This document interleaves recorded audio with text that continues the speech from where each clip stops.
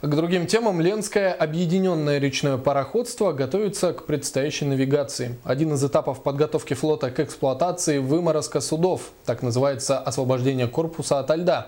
Процедура заменяет подъем судна и делает ремонт менее дорогостоящим. Продолжит Сергей Алексеев. С приходом зимы навигация замирает, но это не означает, что до следующей весны флот будет спать. Наоборот, с приходом крепких морозов начинается основной этап подготовки судов к предстоящей речной эстраде.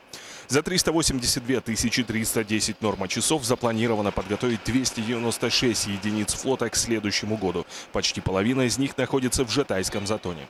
Находится здесь в Житайском затоне 132 единицы, 134. 134 единицы – это...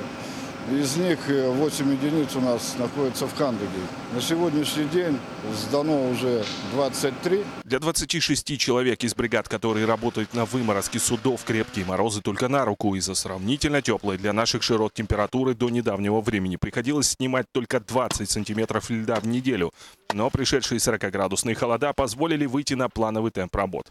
На сегодняшний день 67 единиц на выморозке, которые судоходного флота. Так что выморозка идет по графику. Вот мороз начался, лед стал намерзать, дорогу открыли. Люди работают.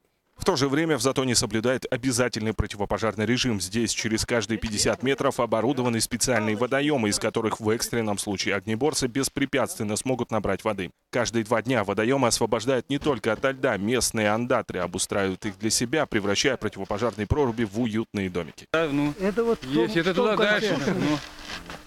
Они кормятся, андатры, приносят ракушки приносят. Вот так. Ракушки, траву таскают, солому.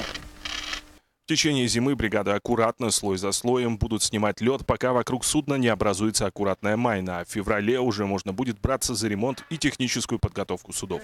Сергей Алексеев, Дмитрий Сергучев, НВК «Саха», Якутск.